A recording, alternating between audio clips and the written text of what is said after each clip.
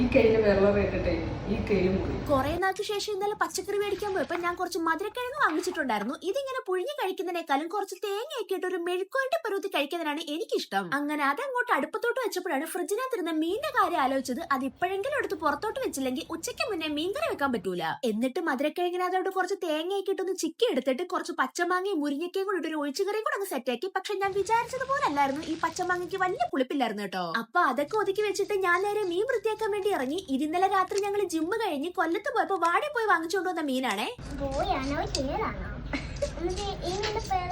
പീലിയാണെങ്കിൽ മീനിന്റെ മുട്ട നോക്കി അത് ആണാണോ പെണ്ണാണോ എന്ന് പറയാൻ വേണ്ടിട്ടാണ് എന്റെ അടുത്ത് വന്നിരിക്കുന്നത്. അപ്പോഴേ ഇതിനെ ഇവിടെയൊക്കെ മഞ്ഞക്കോര എന്നാണ് പറയുന്നത്. ചിലരൊക്കെ മഞ്ഞച്ചെമ്പല്ലിയുടെ കുഞ്ഞെന്നും പറയാറുണ്ട്. അപ്പൊ നിങ്ങളുടെ നാട്ടിലെ ഈ മീനിന്റെ പേരെന്താന്ന് കമന്റ് ചെയ്യാൻ മറക്കണ്ട കേട്ടോ. അങ്ങനെ മീനൊക്കെ വൃത്തിയാക്കി കണ്ടപ്പോ പീലിക്ക് അത് വറുത്തേ പറ്റൂ. പിന്നെ അതിനകത്തുനിന്ന് കുറച്ചെടുത്ത് വറുക്കാനും വെച്ചു. ബാക്കി ഒരു കറിയും വെച്ച് ഞങ്ങൾ ചോറ് കഴിച്ചു. അപ്പോക്കെ ബൈ.